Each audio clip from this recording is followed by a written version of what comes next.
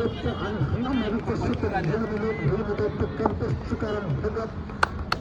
6 चेंडूवर पूर्ण बॉलिंग रे शाबाश शाबाश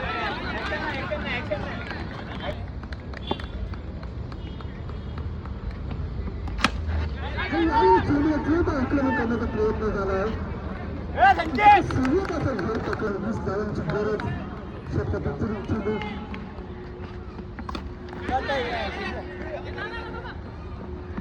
हातात 2 चेंडू आणि 19 धावांची गरज शतकातील चेंडू आणि यावेळी चेंडू खराबून हल्ला चढवला जातो चेंडू जातो म्हणतात ना तूक